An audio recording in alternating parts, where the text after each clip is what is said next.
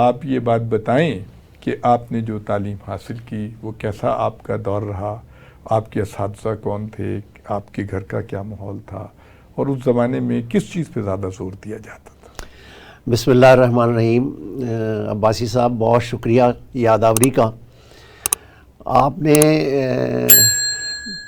پلٹ کے ایام گزشتہ کی کہانی مجھ سے جاننا چاہیے، اور یقیناً یہ ایک انتہائی خوبصورت سوال ہے آپ کا، اس لیے کہ آج کے اس بے نوا دور میں، بے ہنگم دور میں، جب روایات، جب تعلیمات، جب اسلاف سے اپنے رشتے جو ہیں وہ پامال ہوتے جا رہے ہیں درجہ بدرجہ، لمحہ بلمحہ، بالکل، اور اس میں کون ذمہ دار ہے اس کا تعین کیے بغیر ہمیں یہ بتانا ہوگا کہ بیتے ہوئے دنوں میں جس زمانے میں ہم نے اپنی تعلیم کا آغاز کیا وہ انتہائی خوبصورت پرسکون دن تھے، اور کوئی مسابقت تعلیم کے معاملے میں تو تھی، مقابلے کی فضا جاننے کے بارے میں اور علم کے حصول کی حد تک تو بے پناہ تھی، لیکن یہ جو مقابلہ اور مسابقت کا اب سلسلہ جاری و ساری ہوا ہے یہ اس سے بالکل ہٹ کے ہے۔ میں انتہائی خوش قسمت ہوں کہ میرے والدین نے نہ صرف مجھے تعلیم دلوائی بلکہ میری تربیت کا اہتمام بھی کیا، اور عجب بات ہے کہ میرے والد محترم ایک فوجی افسر تھے، اچھا، اور فوجی افسر ہونے کے باوجود وہ صاحب نظر اور صاحب علم تھے، ماشاءاللہ، اور مجھے اچھی طرح یاد ہے کہ انہوں نے میرے اسکول ڈیز میں ہی میری ٹرمنگ کا اہتمام و انصرام کر دیا تھا، اچھا، اور میری تعلیم میں ان کی ذاتی دلچسپی، اور آج آپ کے درمیان یہاں آ کے باتیں کرنے کے لیے میں بہت ہمبل سا اور بہت ناچیز سا بندہ ہوں، لیکن آپ نے عزت بخشی ہے، یہ عزت بھی میرے والد محترم کی جوتیوں اور ان کی تربیت کا اعزاز ہے۔ میرے والد محترم مجھے اچھی طرح یاد ہے ہر مہینے جس وقت انہیں تنخواہ ملتی تھی تو ایک کتاب خرید کے لایا کرتے تھے، اور وہ کتاب ہمارے گھر کی اس لائبریری کی زینت ہی نہیں بنتی تھی بلکہ گھر کے تمام بہن بھائی اس کتاب کو پڑھتے تھے، اور اس سے ان کے علم میں نہ صرف اضافہ ہوتا تھا بلکہ وہ سوالات بھی جو جنم لیتے تھے وہ ہم اپنے والد محترم سے ڈسکس کیا کرتے تھے۔ اور سچی بات یہ ہے کہ when I was a student of 8th class، تو بھائی صاحب حیرت کی بات ہے کہ نہ صرف ایک کتاب آتی تھی بلکہ 5 بچوں کے رسالے میرے والد مجھے منگوا کے دیا کرتے تھے۔ وہ رسالے کیا آپ بھی جانتے ہیں، میں بھی جانتا ہوں، نونہال حکیم سعید صاحب کا تعلیم و تربیت، کھلونا، بچوں کی دنیا، یہ رسالے 1 یا 2 تاریخ کو آ جاتے تھے، اور ہم باری باری تمام بہن بھائی اسے پڑھتے تھے۔ وہاں سے ہمیں شاعری کا شوق چرایا۔ اچھا، شاعری پہ بات کرنے سے پہلے میں یہ عرض کرنا چاہوں گا کہ ہماری تعلیمی جو ایکٹیویٹیز تھیں ان کو ہمارے پیرنٹس مانیٹر کرتے تھے۔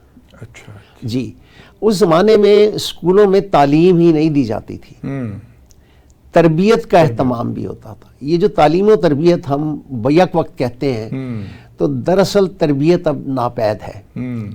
ہمارا فوکس تعلیم اور اعلیٰ تعلیم کی طرف ہے۔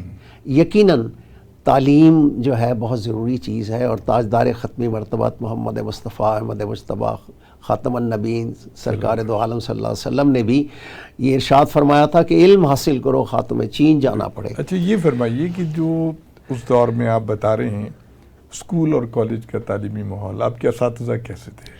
میرے اساتذہ، میں نام لیں گے آپ؟ جی، مجھے بہت اچھی طرح یاد ہے، میرے جو پرنسپل تھے اسکول کے وہ سید انور Ali Shah, what a organized, disciplined اور نالجبل پرسن ہی واز، ماشاءاللہ، اور وہ کلاس ٹو کلاس جاتے تھے۔ اچھا، آپ سے یعنی نہ صرف وہ یہ کہ کلاس میں آتے تھے بلکہ پوری اسکول کی حدود میں آپ کس طرح گھومتے ہیں, نگرانی کس کرتے طرح تھے مکالمہ ہاں. کرتے ہیں, اچھا. کس طرح بات کرتے ہیں, اچھا.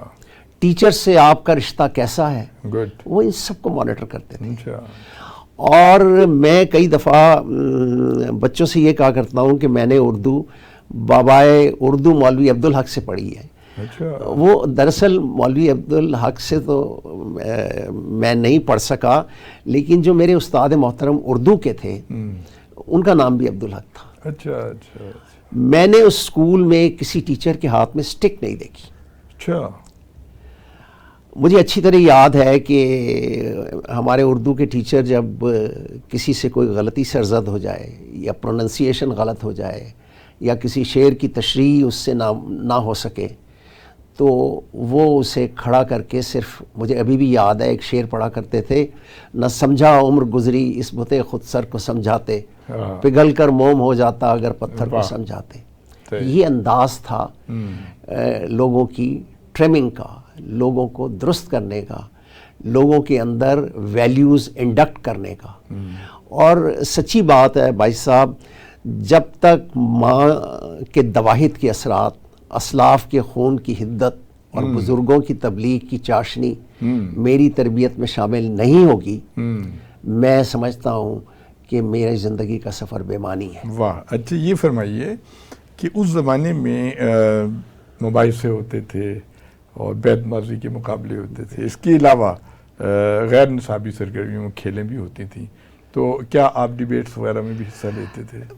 بھائی صاحب نہ صرف ڈیبیٹس ہوتے تھے, نہ صرف, میں آپ سے کیا عرض کروں, صفائی کے بارے میں اچھا یعنی سمجھانے کے لیے ہماری ایک کلاس ہوتی تھی ڈریل کی, اچھا جس میں ہم فزیکل ٹریننگ کرتے تھے, اچھا اور ہمیں فوجیوں کی طرح ٹریننگ بھی دی جاتی تھی. اچھا کئی دفعہ ہمارے استاد محترم پوری کلاس کو ایک لائن میں, اس گراؤنڈ میں اگر آندھی چلی ہے اور پتے گر گئے ہیں تو اچھا پوری لائن کو وہ بٹھا دیتے تھے اچھا اور کہتے تھے چلتے چلے جائیں اور آپ کے سامنے جو پتا ہے اسے چنتے جائیں. واہ. یہ انداز تھا. اور گیمز, اس کے لیے انسینٹیو دیتے تھے, پرائزز دیتے تھے, شاباش دیتے تھے, اس سے لڑکے انکریج ہوتے تھے. میں کرکٹ کھیلتا تھا, میں نہ صرف کرکٹ کھیلتا تھا, میں مباحثوں میں بھی حصہ لیتا تھا. میں بزم ادب کی سرگرمیوں میں کوئی مضمون لکھ کے لے جاتا تھا جس میں بعد میں حلقہ ارباب ذوق کی طرح سوالات بھی ہوتے تھے. اور وہ میں اس زمانے کی دیوی وہ گھٹی جو ہے وہی شاید آج تک میری جو علمی صحت ہے اس میں تازگی کا سبب بنی. جی یہ بتائیے تنویر صاحب, اب جب سے تعلیم پرائیویٹ سیکٹر میں آئی ہے تو ایک طبقاتی کشمکش شروع ہو گئی ہے کہ تعلیم بہت مہنگی ہو گئی ہے, لاکھوں میں ہو گئی ہے. آپ کے ساتھ جو اسٹوڈنٹس پڑھتے تھے اس میں مڈل کلاس کے بھی ہوں گے, بہت امیر بچے بھی ہوں گے, غریب بھی ہوں گے, درمیانے بھی ہوں گے. اس زمانے میں یہ تفاوت تھا, اس قسم کا فرق؟ بالکل نہیں جی, دو چیزیں تو بالکل نہیں تھیں. ایک تو ٹیوشن کا کانسیپٹ نہیں تھا, کوئی کانسیپٹ نہیں تھا. کوئی بچہ اگر غلطی سے ٹیوشن پڑھ لے, مجھے اچھی طرح یاد ہے کالج جانے تک, تو اسے نالائق تصور کیا جاتا. اچھا. اور اساتذہ اس قدر ذمہ دار, اس قدر کمیٹڈ اور اس قدر تعلیم سے جڑے ہوئے تھے کہ پیپرز کے دنوں میں یا کسی دن کسی سے کوئی پیریڈ اومٹ ہو گیا بیماری کی وجہ سے, وہ تشریف نہ لا سکے, تو وہ اس پیریڈ کو دوبارہ سے وقت نکال کے وہ جو اسکول ٹائمنگ کے بعد بھی ایگزیکٹلی اسکول ٹائمنگ کے بعد without any payment, just out of commitment. سبحان اللہ. یعنی اتنے خوبصورت اساتذہ اور اتنے ہی اچھے بچے. یعنی مجھے اچھی طرح یاد ہے کہ ہمیں یہ سکھایا جاتا تھا کہ استاد کے سامنے آپ کے قمیض کا یہ بٹن کھلا نہیں ہونا چاہیے.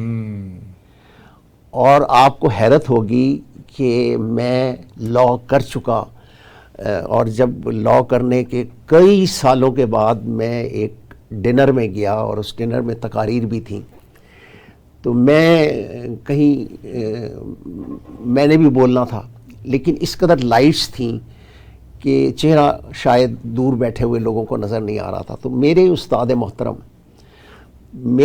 محترم نہیں، اس ملک کے چیف جسٹسز کے، اس ملک کے بہت قداور لوگوں کے، وہ استادوں کے استاد شیخ امتیاز صاحب، یہ لاء کالج والے، لاء کالج کے بہت بڑے آدمی تھے، بہت بڑے آدمی. اللہ رب العزت انہیں صحت اور تندرستی عطا فرمائے. لیکن ان کے ہاں محبت کا زمزم بہتا تھا. سبحان اللہ. اسٹوڈنٹ سے تو بہت پیار کیا، اپنی میں پیار کرتے تھے، لیکن اتنے ہی ڈسپلنڈ تھے. ڈسپلن. ان کے لاء کالج میں کوئی اونچی آواز میں بات نہیں کرنے کی جرات کر سکتا تھا. تو وہ جب کھانا ختم ہوا اور میں لان سے نکل کے باہر نکل کے میں نے ایک ہی قدم ابھی رکھا ہوگا تو ایک گرجدار سی آواز آئی، تابش. اچھا. اور میں نے جو پلٹ کے دیکھا تو استاد محترم شیخ امتیاز. اچھا. میں رک گیا، ٹھٹک گیا. اور یقین مانے عباسی صاحب، یعنی شادی ہو چکی، بچے ہو گئے، سب کچھ ہو گیا، یعنی تو عمر کا طویل حصہ بیت گیا. میں نے فوراً اپنا ہاتھ اپنے بٹن کی طرف دیکھا کہ کہیں میرا بٹن تو نہیں کھلا ہوا، ویئرز میں نے سوٹ پہنا ہوا ہے. اچھا. یعنی یہ ان کی تربیت اتنی زوردار تھی. واہ. لیکن یہ استاد اور شاگرد کے رشتے کی یہ مثال، گلے سے لگایا، ماتھا چوما اور اپنی اہلیہ سے کہا میں کہہ نہیں رہا تھا، نظر نہیں آ رہا، لیکن یہ ہے تابش کی آواز. سر یہ اساتذہ تھے جن پہ ہم رش کرتے تھے. اب بھائی صاحب ایک بات میں ضرور آپ کی اجازت سے کہنا چاہوں گا کہ صرف کتابیں پڑھنے سے بات نہیں بنتی. صحیح بات ہے. کتابیں دو طرح کی ہیں، ایک جو شیلف میں لگی ہوئی ہیں اور دوسری کتابیں چلتے پھرتے ہمارے مشاہیر، ہمارے بڑے، ہمارے دانشور. آپ یقین مانیں میری لاء کالج میں کلاس جو ہے وہ 10:30 سوا 11 ختم ہو جاتی تھی. خطابت، بولنا، ڈیبیٹنگ میرا پیشن تھا. میں اچھے مقرر، اچھے بولنے والے، اپنے سے بڑے لوگوں کو سننے کے لیے بڑے اہتمام و انصرام سے جاتا تھا. آغا شورش کاشمیری ایک بہت بڑا خطابت کا نام ہے. میں لاء کالج سے نکل کے میکلوڈ روڈ پہ ان کا آفس ہوا کرتا تھا. میں پیدل چل کے ان کے دفتر جاتا تھا اور وہ بہت شفقت فرماتے تھے. ایک کونے میں کسی کرسی پہ بیٹھ جاتا تھا، کوئی زیادہ مکالمہ نہیں کرتا تھا. ان سے ملنے کے لیے جو لوگ آتے تھے، ان میں مشاہیر، ان میں ججز، ان میں تحریک پاکستان کے کارکن، ان میں علماء، ان میں جید معاشرے کے لوگ، وہ سب کے سب جو باتیں کرتے تھے دراصل وہ علم جو ہے وہ انڈیل کے مجھے دے رہے ہوتے تھے. اور اس علم کے نتیجے میں میں پوری کتاب ایک دن میں پڑھتا. تو اب آپ بتائیے کہ جیل میں آپ کو بھائی صاحب جیل جو ہے وہ ہے تو جیل، لیکن آپ کا الزام کیا تھا؟ الزام یہ تھا کہ اگر یہ کام کرتے رہے اور یہ ان کا یہ ٹرم آپریٹو رہی تو یہ کہیں حکومت کے لیے مسائل پیدا نہ کر دیں. اچھا. ان اینٹیسپیشن، یعنی مفروضے کی بنیاد پہ. اب میں اس میں نام نہیں لینا چاہتا کہ کن لوگوں کی وہاں پہ، اس لیے کہ ہمارے ہاں یہ طریقہ کار رہا ہے، اسے ترک کر دیتے ہیں. لیکن یہ ہے کہ جو 1 سال میں نے جی 1 مہینہ لاہور میں اور 11 مہینے میں نے سرگودا سے آگے، اس زمانے میں اب تو نئی بن گئی ہے، پختہ ہو گئی ہے، ایک کچی سی جیل تھی، اس میں نے 11 مہینے گزارے جی. تو وہ موسم کون سا تھا؟ سر موسم پورا 1 سال، گرمی، اس میں 2 عیدیں آئیں. اچھا. وہ جیل میں گزاری. اس میں گرمی، اس میں سردی، اور 7/10 کا کچا سیل جب بارش ہو تو ٹپکتا تھا. آپ کے ساتھ اور کتنے اسٹوڈنٹس تھے؟ میرے ساتھ جہانگیر بدر تھے. اچھا. جہانگیر بدر ہمارے مخالف کیمپ کے تھے. اچھا. جب ایئر مارشل نور خان نے ہمیں نظر بند کیا تو Tikka Khan was martial administrator West Pakistan. انہوں نے کہا کہ پھر دونوں کو بیلنس کر دیں، جو ہارے ہوئے ان کو بھی اندر کریں. تو حسن اتفاق کہ جہانگیر بدر تھے تو ہمارے مخالف، لیکن انہیں بھی اسی جیل میں بھجوا دیا گیا. اب ہم 2 بندے 2 چٹائیاں بچھا کے ان پہ ایک صرف چادر ڈال کے ہم نے زندگی کے 11 مہینے اکٹھے اس جیل میں گزارے ہیں.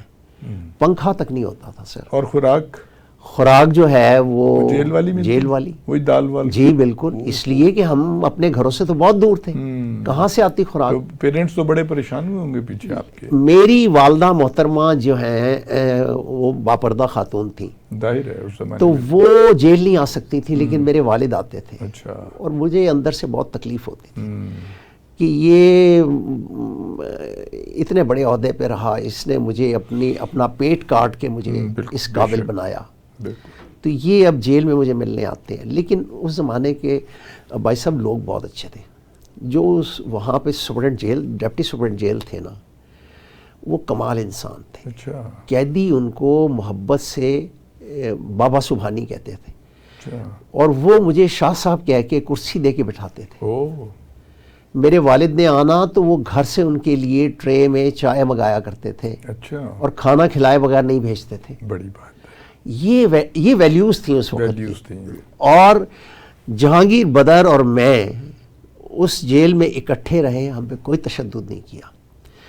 آپ یقین مانیں وہاں سے ایک اسکول ماسٹر صاحب جمعہ پڑھایا کرتے تھے. اچھا. تو جمعے کے دن تمام قیدیوں کو سیکیورٹی میں جمعہ اکٹھا پڑھنے کی اجازت ہوتی ہے.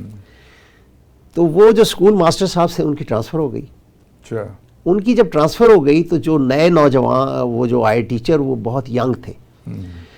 تو مجھے سپرنٹ جیل نے کہا کہ شاہ صاحب یہ تو بہت ینگ ہیں، آپ سید زادے ہیں اور آپ اسلامی ذہن بھی رکھتے ہیں، تو آپ جمعہ پڑھا دیا کریں. اچھا. میں نے کہا اللہ بھاری ذمہ داری پڑ گئی. میں تو بہت سب سے چھوٹی عمر کا ہوں.